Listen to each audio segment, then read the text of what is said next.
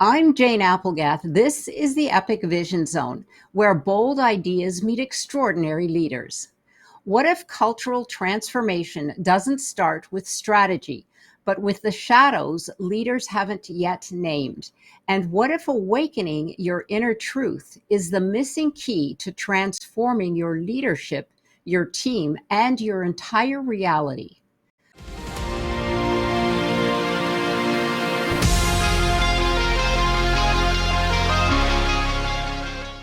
Zhanna is a global force in human transformation, an award recognized HR and cultural transformation leader. Her work bridges the gap between human potential and the unseen patterns shaping our choices. Recognized among Thinkers 360's top 50 transformation leaders, she has guided executives across 40 plus countries into deeper clarity, coherence, and conscious leadership. She is the visionary mind behind HR Archetype Dynamics, the 4D Compass, and the Awake Conscious Play methodology, a fusion of psychology, quantum intelligence, somatic wisdom, and the soulful work of understanding the game we're truly playing. Zana believes transformation begins the moment we recognize the unconscious script driving our lives and choose with full awareness to write a new one. For over 2 decades, she has studied with world class masters across psychology, physiology, spiritual intelligence, and science, elevating leaders from survival to sovereignty. Known as a CEO's confident and cultural alchemist and a guide, Zana's work spans continents from UK to Latin America and Asia Pacific. Her impact lives in the moment a leader remembers the truth of who they are. Today, she joins us to explore the intersection of leadership, awakening, and the inner architecture that shapes our reality. Welcome, Zana. Thank you for joining us here today from London. Hello, Jane. Thank you so much for having me today. Well, I'm so excited. My gosh, your background and your learnings and your teachings are so groundbreaking. I can't wait to get started on this journey and tell our audience all about your work that you're doing. So, give us an insight into yourself and how you embarked on this epic journey. So, if I put my work into one sentence, I would say that I help leaders, teams, and organizations to reconnect with their energy and soul, and from there transform the way they create value in the world. Mm. So, I live in the intersection of three worlds. I can say first, business and HR. So, I spent more than 13 years as a CHRO in tech and international companies across many countries, and I led culture transformations, complex restructures, and growth journeys. So I'm very grounded in the realities of the senior roles. Second is the coaching and consciousness work. In parallel to my corporate career, I invested more than 3,000 hours in coaching and mentoring leaders and teams. I studied with many masters, including Robert Deals and Stephen Gilligan and many others. And I work with generative coaching, somatic practices, systemic and energy constellations. So I pay attention not only to strategy and behavior, but also to the unconscious and quality of the field around the system. And third, Mm. long-term spiritual evolutionary practice. So since childhood, I've been drawn to philosophy and invisible layers of reality. Nature, forests, mountains, crystals, sea has always been my first teacher. So I've had a very fine sensitivity to the field from a young age.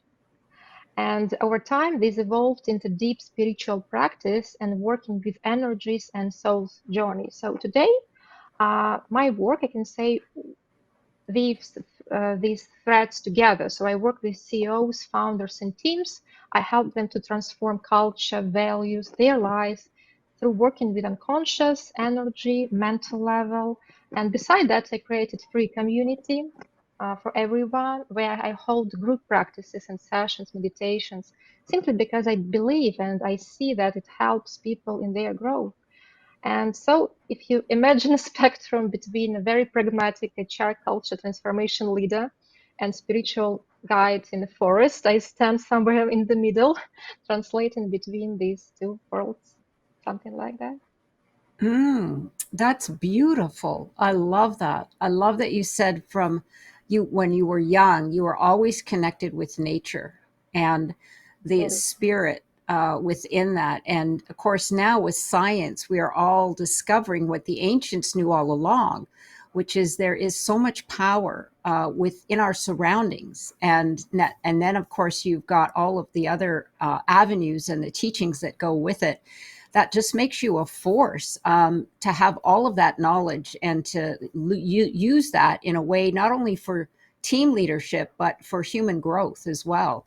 Well, thank you for Absolutely. sharing that story. It's packed with so much information. So you've spent, you said, over 13 years in top management across 40 countries. So, how does your business journey lead you to integrate consciousness and spiritual leadership into transformation work? Yeah, that's interesting. Years in top HR roles give you a double view. You see the official story, strategies, leadership models, and you see the unofficial story, silent burnout, fear before structures, tension in teams that look aligned on paper. Parallel to that, I was coaching leaders one-on-one and in small groups. They could see clearly that real leverage was not only in processes, but in states, in human living states and consciousness, the states from which a leader decides the meaning they attach to their work, and then conscious pattern they carry, the feel that appears when certain people enter a room. So after a while, you cannot unsee this, and working with structures began to feel like rearranging furniture in a house with shaky foundations. So I slowly started to bring more inner work into business context. Generative coaching tools, short moments of silence like meditation before key meetings, questions about meanings not only KPIs, systemic maps, and strategy discussions. So the effect was immediate. When leaders touched their own fears and values, their decisions and behavior changed. It became clear for me that I no longer wanted to do HR as usual. I wanted to work where transformation really starts in consciousness. This is how my framework emerged. They are my attempt to create language of consciousness that business can recognize, trust, and work with, something like that. Right. No, I could understand. I mean, it would be Yeah. really something to approach a leader, a CEO, anyone of that position and say, okay, now we're going to sit and meditate. I can just see their faces. Absolutely. you know, like you said, the processes are something that they can associate with. And of course, typically right now, those are older generation individuals that you're Yeah. instructing. So they're like, what? I didn't sign up for this. It's like, let's get to work. What's the strategy? How do we fix this? But yes, I'm very curious now. You keep referring to the field. Can you give us insight into what you're referencing when you say the field? So field, it's energy between us. It's like chemistry. Okay. It's energy. It's our awareness, how we feel each other. It's something more. Mm, So it's difficult to explain, but it's about what we feel about right, each other without brain. right. So of course Yes, it's how can you describe, for instance, because right now I feel a field between us. It's something like our body feel like yeah, each other, so something like that. It's difficult to describe, but we can feel it. yes. Now I understand. It's like the energy field around us. It's more than Yes, just the. absolutely.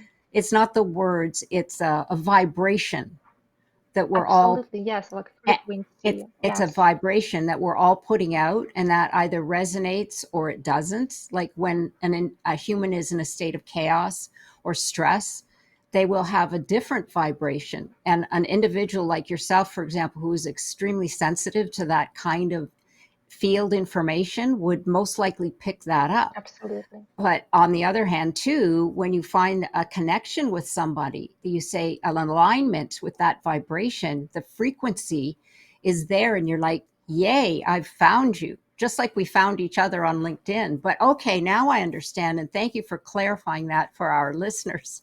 Wonderful. Well, Absolutely.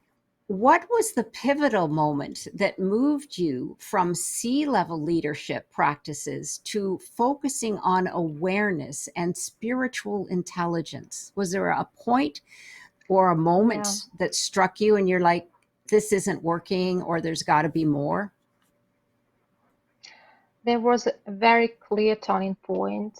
For years, I felt like something like inner call, like strong voice of the Mm, soul asking me to bring more spiritual intelligence to the center of my work. But like many leaders, I was in a high intensity business reality, travel, responsibility, constant delivery, KPIs.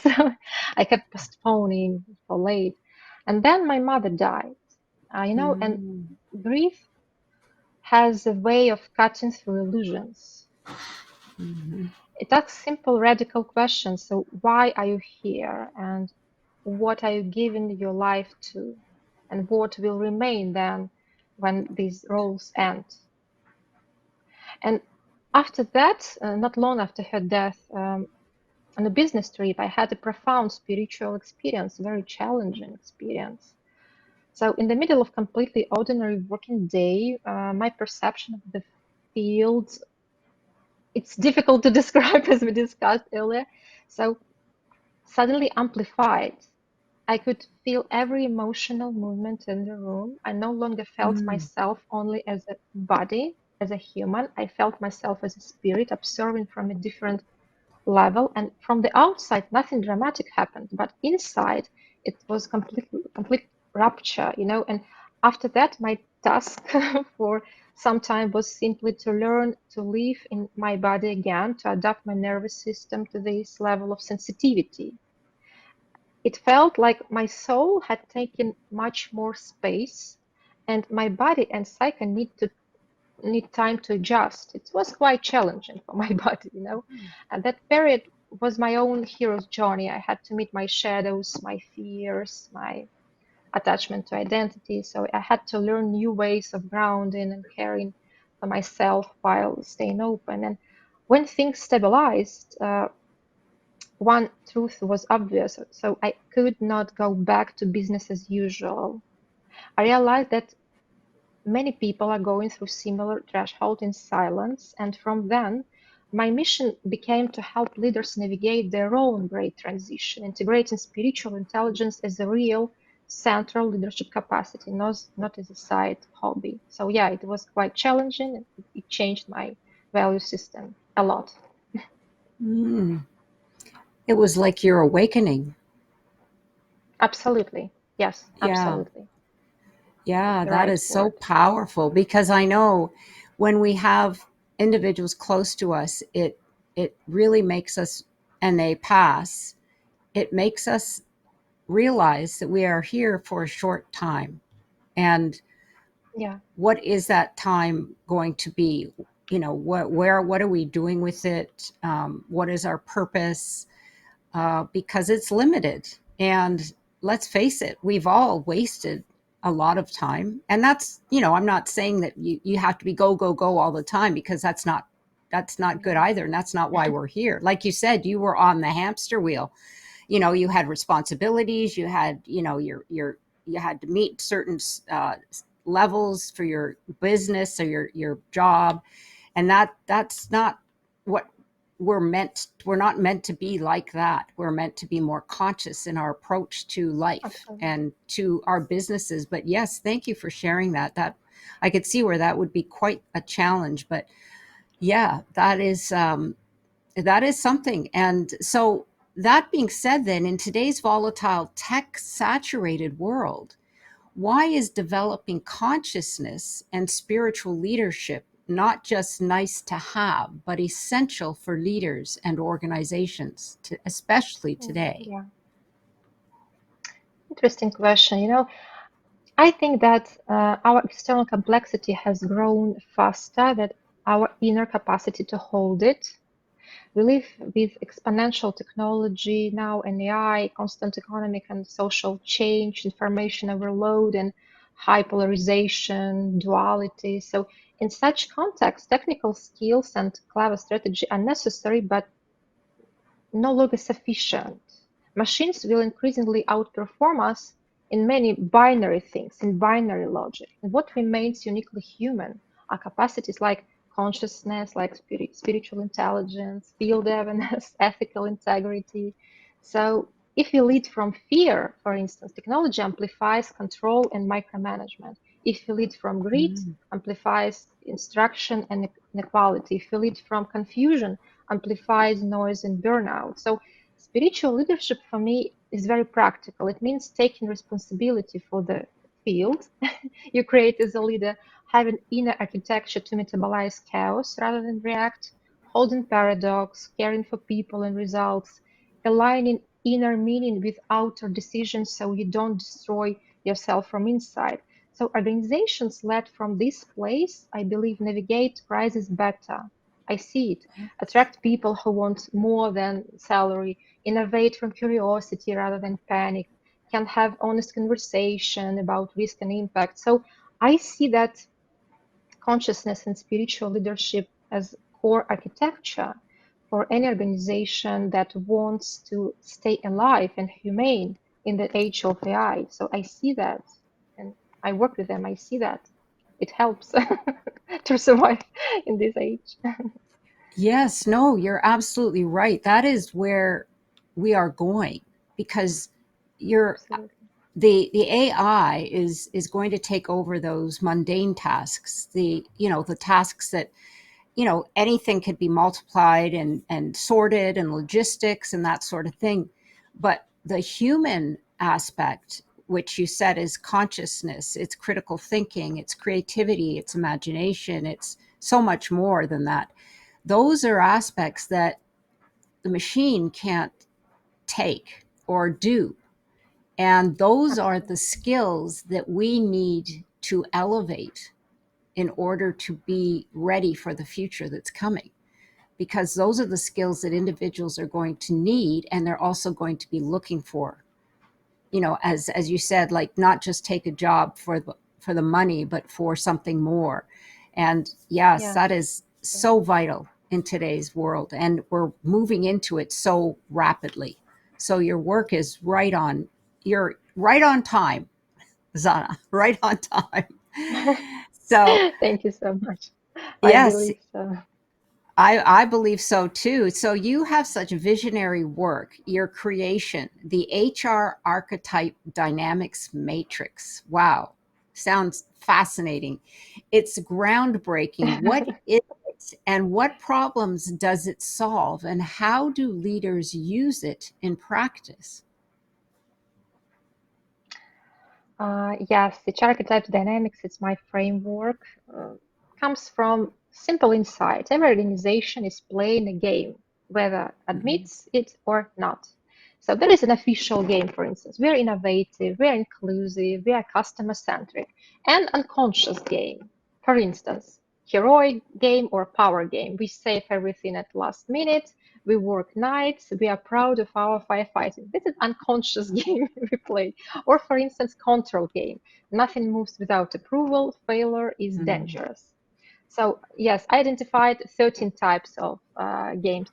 Each game has a value side, like strength, and shadow side, hidden cost we pay. Mm. Uh, Most leaders feel this. The Matrix brings three lenses: game, what archetypal game is dominant now in our culture? Shadow, what unconscious fears and cost does it create? And value, what is mature conscious potential of this archetype? So we can use it and we can transform the game we play. Yes, I love that. That is so interesting. And what a brilliant way to walk leaders through their organization. It's out of the box, it's intriguing, and it could actually be fun too. And what you said is it brings them to honesty because Absolutely. you're putting it in such a different context. Well, Thank you for sharing that. Thank you. So, Thank you what so is, much. Yeah. oh, my pleasure. What is the 4D compass now, and how does it help leaders and teams diagnose state, align energy, and accelerate value creation? Yes, Compass is also my tool I created, and now I'm building an IT tool for Compass. So it was born from my frustration with annual performance review and engagement surveys because I don't believe in that. Mm, Instead of asking what result did you create, we can ask from which state are we creating value right now?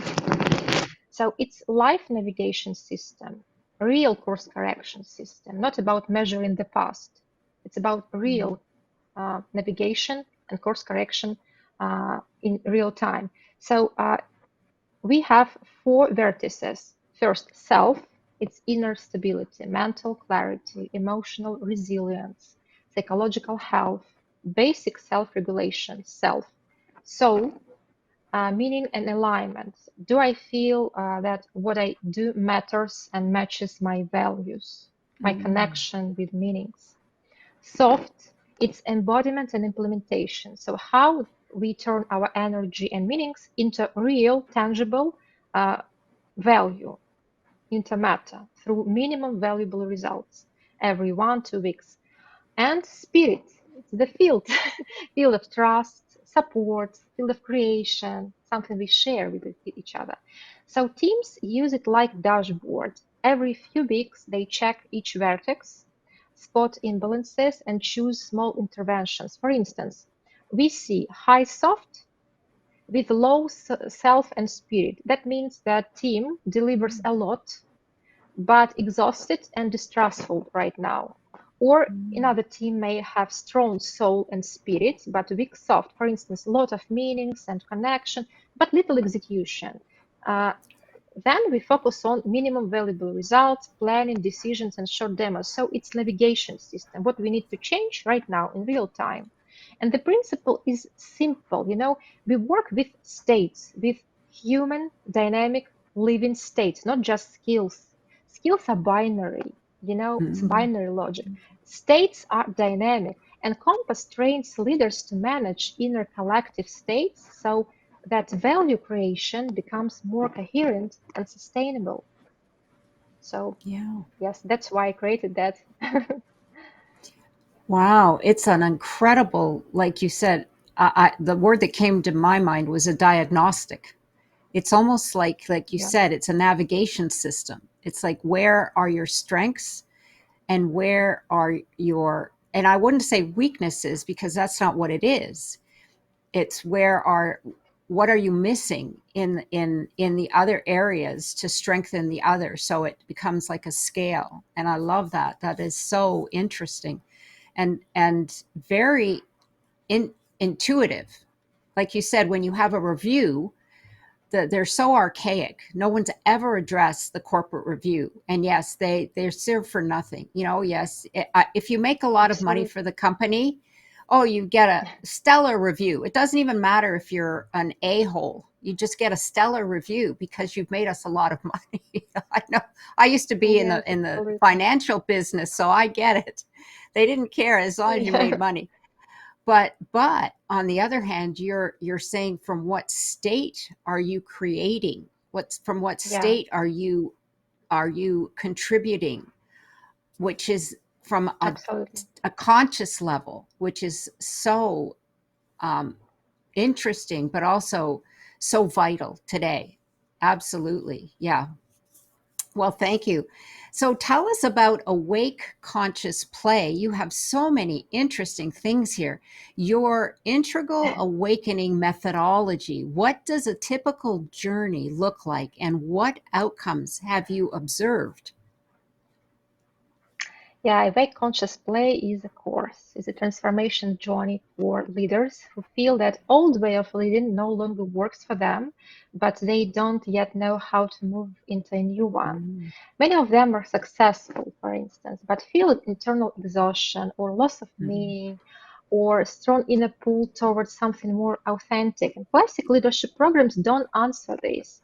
And spiritual communities also often don't understand business reality. So awake conscious play stands between these worlds.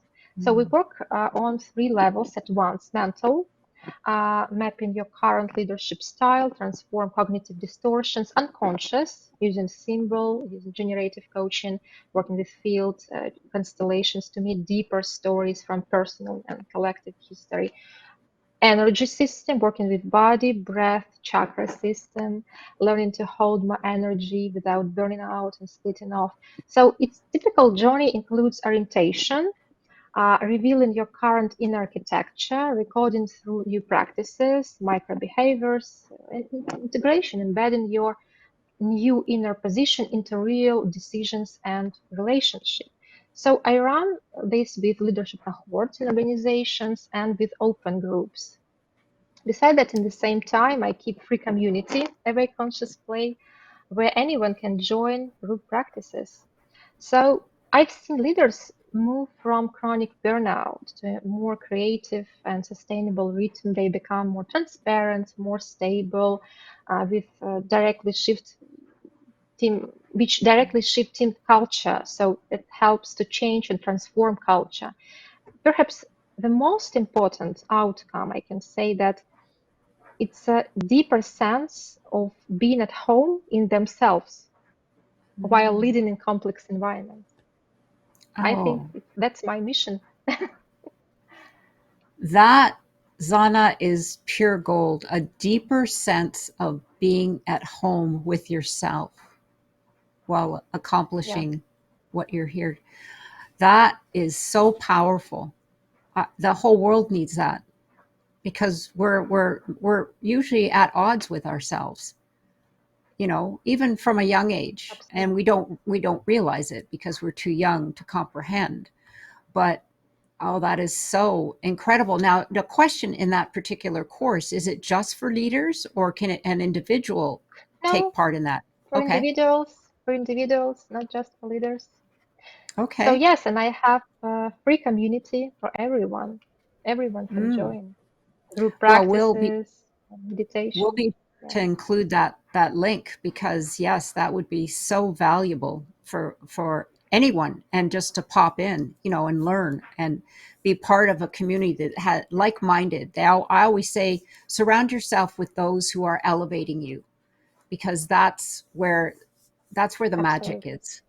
That's where the magic is. Well, you've adapted the ancient game Lila for modern organizations. What is Lila and how does a session unfold and how does it translate into organizational shifts? Yeah, I love it. Lila or Lila, we can pronounce in different way. I pronounce Lila. We can Sure. pronounce Lila. It doesn't matter. So it's ancient spiritual Indian game, amazing game. So it's a board that represents the journey of the soul through different levels of reality. In my work, I use Meta Lila because I adapted that and added different tools and practices. So now it's Meta Lila in my work.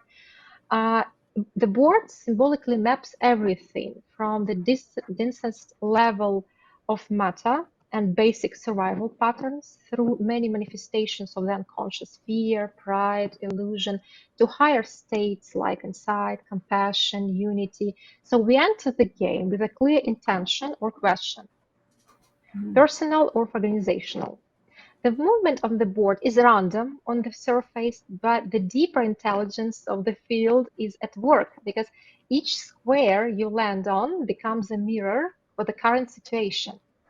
And the session includes framing and intention, entering the game, dialogue with each archetypal square, and then translating insights into concrete choices and actions. Sometimes the game asks for letting go of an identity, sometimes a new commitment or a shift in perspective. For leadership teams, Lila often reveals the hidden narrative of their transformation, where they are stuck in illusion, fear, or of loss, or cycle, pride, and collapse. It's experiential. like felt in the body, not just discussed in the head. It creates a different level of honesty. So afterwards, we design a specific conversation after game decisions, rituals, structural changes that reflects the insights from the game. A Lila is not something you win. It's a living map that shows you where you are on the journey right now and what step your soul is inviting you to take now. So it's like Mm. uh, metaphor, you know. Okay. That's why it's like it's very very deep session, very very deep practice. So when you say, is it actually a board game, like an actual board Yes, game? yes, Oh, okay. I yes. was thinking, is it an online game or is it board? It's an actual board game. Offline and online, I can conduct it online and offline. Yes, Oh, okay. Interesting. I do it every week for my clients. Yes, I can invite you if you're Oh, I'd interested. love to. I'm fascinated now. For sure. We'll have to connect because, I did Google it because Absolutely. I was curious. I'm like, what is this game? And there was very little on Google. It was just like Yes, it's I didn't yeah. understand any of that. It was like I don't get what this is. So I'm really I will curious. show you. Oh my goodness, that sounds amazing. Well, thank you for that information. And once we do the game, I'll maybe pop back in and we can tell everybody because that sounds fascinating. So many interesting tools that you have. Oh my gosh. Well, with all of this information and these programs, for lack of a better word, because they're not really programs, but these programs that you have, at what stage or with which symptoms, say burnout patterns, cultural drift, that kind of thing, values, should a leader or a company come to you, and when are they not ready yet?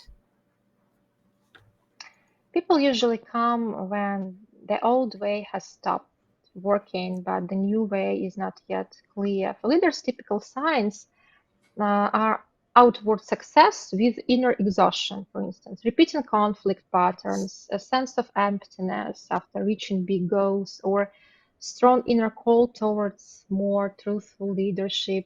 Organizations, for instance, signs are good numbers with low energy and safety, loss of sensitive talent, and stuck transformation. So they are ready for my work when there is willingness to look honestly at the truth, at their own patterns, to question assumptions about power and control, and to experiment not only with processes but with states of being.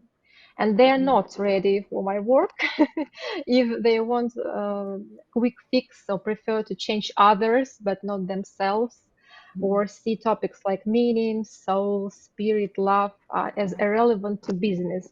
In such cases, more traditional consulting might be an earlier step for them. So, when even a small opening exists, the work can be deep and at the same time gentle because we align with a movement that is already trying to happen in the soul and in the system. So, Yes. Well, I would say that every leader needs it, but you're right.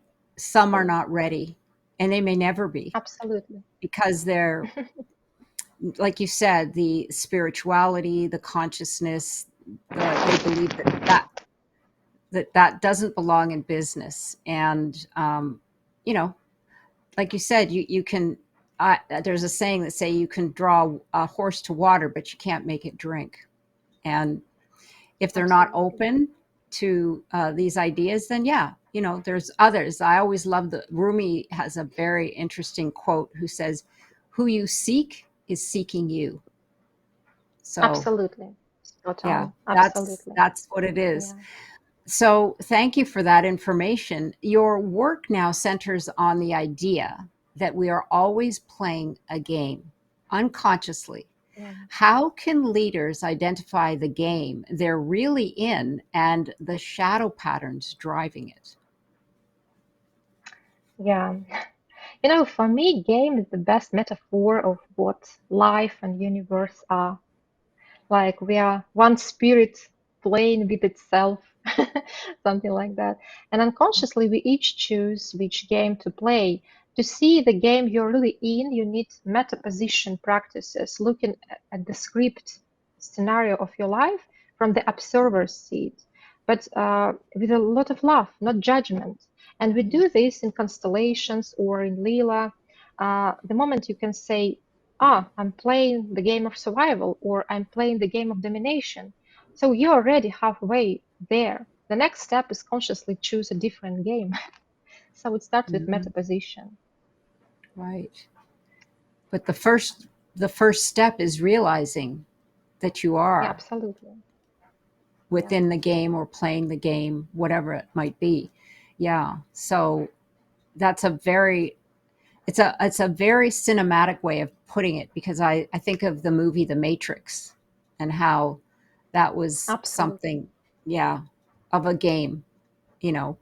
So what is the mission behind your work, and what are you developing next? What are your plans and research and partnerships to bring this mission to life Yeah. over the next 12 to 24 months? My mission is in one sentence, is to guide leaders and communities, teams, individuals back to their soul, so they can listen to their true meanings and create culture, system, business in their life that's conscious and humane. So everything I do, from high level strategy sessions to free online circles with people, serves this mission. So, and in the next 12 months, I see three main directions for me: deepening awake conscious play for leadership and individuals, embedding compass in HR Archetype Dynamics in organizations so that are ready to move beyond annual performance review and cosmetic values and cosmetic transformations. So growing my community and public work. So this kind of support is not limited to those with budgets, So yes, I can do it for everyone. It's free community. And alongside this, I'm continuing to write, speak, and collaborate with other thinkers and practitioners around the question how to lead in the age of AI without losing our humanity. And beside that, I'm writing a book. So maybe Mm, next year we will meet and discuss my yes. book. So yes, it's my I was going mission. to say that you need a book because there is so Yeah. much vital information here, and a reference that people can go back to and pick up and use as well. Because, yeah, that is fabulous. Oh, absolutely. We have to have you back on and go through your book. So I can't wait for it to come out for sure. Well, Thank you. what? Yes, I did Oh, also you're do. you're very welcome.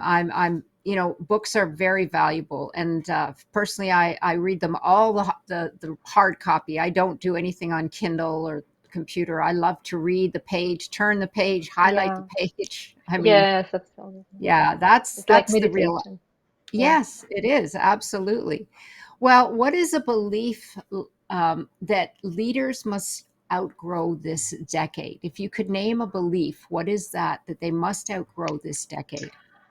Um, I think that a belief leaders must outgrow is this: business is separate from spirituality.